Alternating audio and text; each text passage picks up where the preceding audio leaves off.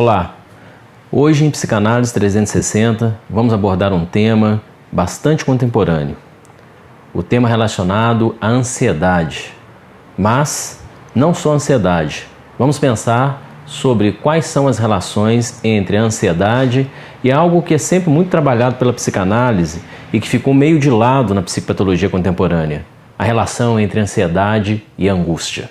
Qual seria a relação entre ansiedade e angústia? Aliás, o que vem a ser angústia?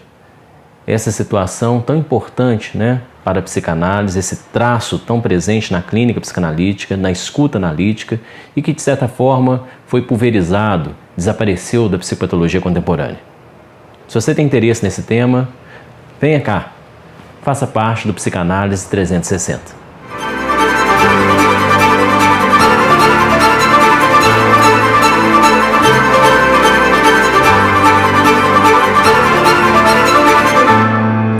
O propósito de Psicanálise 360, como eu já falei em outros vídeos, é que nós possamos aqui dialogar a partir de recortes, esquetes em relação à psicanálise, especialmente a psicanálise na nossa atualidade.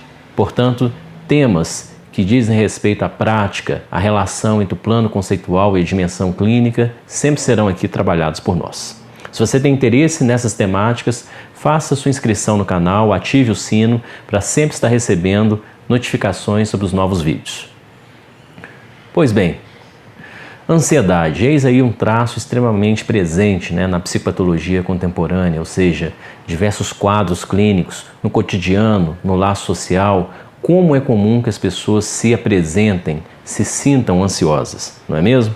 Ansiedade, especialmente quando ela se manifesta em sua dupla e clássica vertente. O que nós chamamos de vertente ideativa, ou seja, traços da ansiedade, manifestações que dizem respeito ao pensamento, aquela percepção, aquela sensação de um pensamento acelerado, um pensamento incessante, um pensamento que não cessa, sobre os mais diversos conteúdos.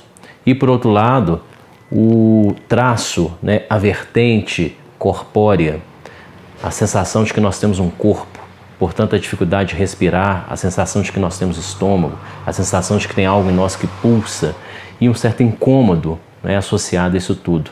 A ansiedade ela é composta em graus variados por essa dupla perspectiva sintomática.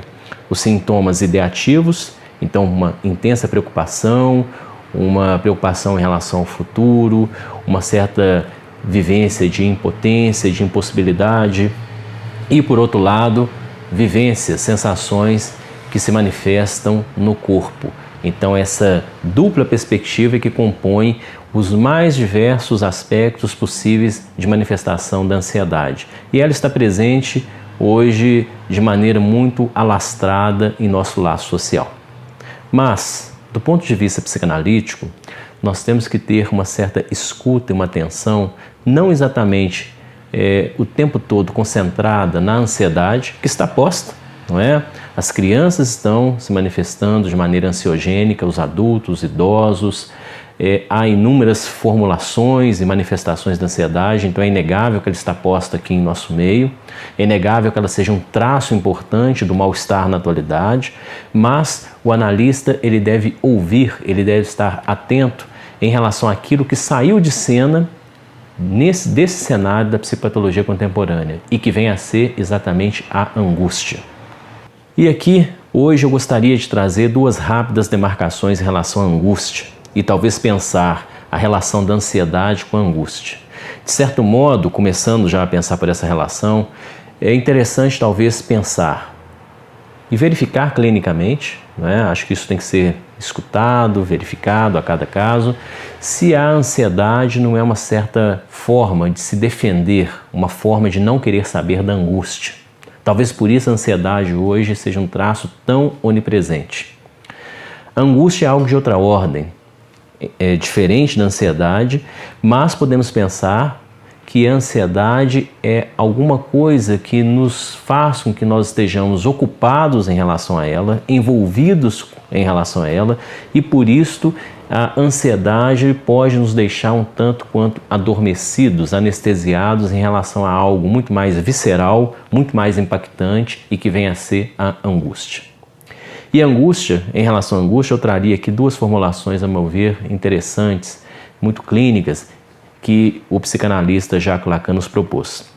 Especialmente no momento muito específico de seu ensino, que é o momento do Seminário 10, um seminário inteiramente dedicado à angústia. Nesse seminário, ele propõe diversas formulações, mas duas me chamam a atenção. Primeiramente, ele vai nos dizer que a angústia tem íntima relação com o desejo do outro. O que é isso?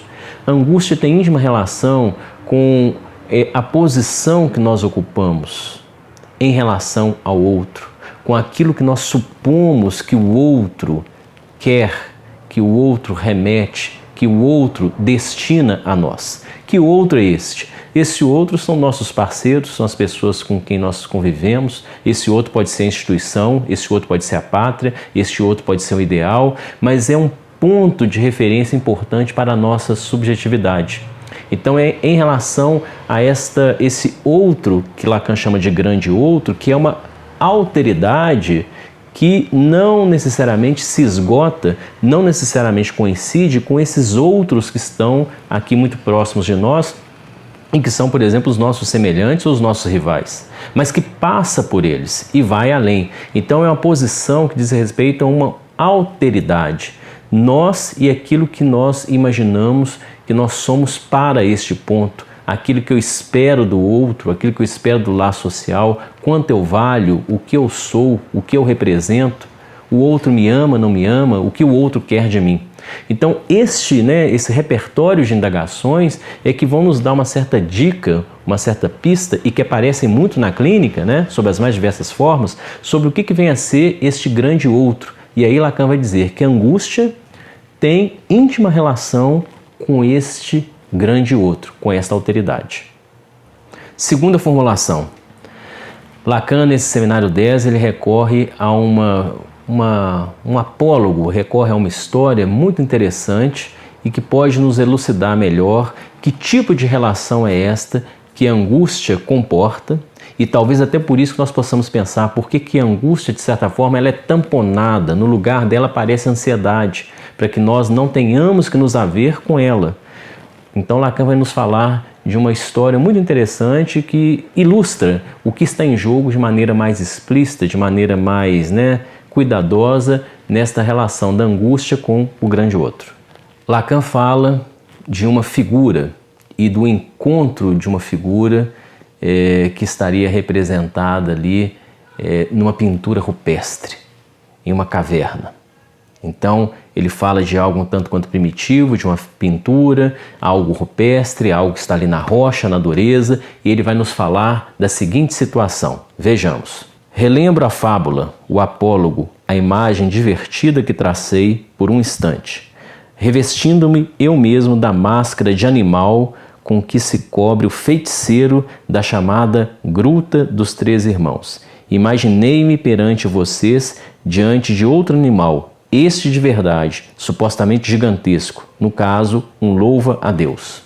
Então Lacan fala do encontro de alguém com uma máscara diante de um louva a Deus, imaginemos, faminto, voraz, gigante. Como eu não sabia qual era a máscara que estava usando, é fácil vocês imaginarem que tinha certa razão para não estar tranquilo, dada a possibilidade de que essa máscara, porventura, não fosse imprópria para induzir minha parceira a algum erro sobre minha identidade. Olhem só que coisa interessante. Lacan fala de um encontro com algo voraz, e o sujeito que está nessa posição de alguém que está usando uma máscara, ele não sabe exatamente que máscara é esta, ou seja, o que ele é para esse outro, como que ele surge diante do olhar desse outro. Esse que é o ponto de angústia, há uma incógnita. É como se nós tivéssemos uma máscara, essa máscara pode ser pensada como a própria pele, e nós não conseguimos nos dar conta inteiramente de como que esse outro nos verá. E esse outro, nessa posição de louva-a-Deus gigantesco. A coisa foi bem assinalada por eu haver acrescentado que não via minha própria imagem no espelho enigmático do globo ocular do inseto. Olha só que frase interessante. Espelho enigmático do globo ocular do inseto. E Lacan vai dizer que não há como, né, eu ter uma imagem vinda do outro que possa me indicar com clareza o que esse outro vê e como que ele me vê. Então a angústia diz respeito a isso, né? O encontro com uma voracidade da ordem de uma alteridade, né? Então eu posso ser presa desse outro, eu posso ser, né, comido, eu posso ser trucidado por esse outro, ou eu posso ser acolhido, né, por esse outro, de outras formas. Mas há uma incógnita, e esse que é o ponto de angústia. Então, demarcar a angústia na clínica, escutar a angústia é fundamental, porque a angústia nos indica como que o sujeito ocupa uma posição de incógnita e, ao mesmo tempo, de objeto diante da alteridade. Isto que podemos, né, hipotetizar, é isto que, uma vez que estejamos ansiosos, nós nos embaraçamos, nos ocupamos, né, dos fenômenos e das ocorrências ideativas e corpóreas da ansiedade e não nos damos conta de algo visceral, de algo crucial, que é o que eu sou incognitamente para o outro. A psicanálise avança sempre, cada psicanálise, cada análise, à medida em que cada um se depara com esse ponto de incógnita, com aquilo que eu sou para o outro. Produzir saber ali onde há uma certa incógnita. Há um filme muito interessante, a meu ver, que ilustra bem essa situação. Vejam cenas desse filme. É um filme dos anos 70 que mostra, é um filme muito simples, mas mostra o quê? Mostra um motorista numa estrada e que, num dado momento, sem que se explique muito porquê, ele começa a ser perseguido implacavelmente por um motorista num caminhão. O filme inteiro é só isto.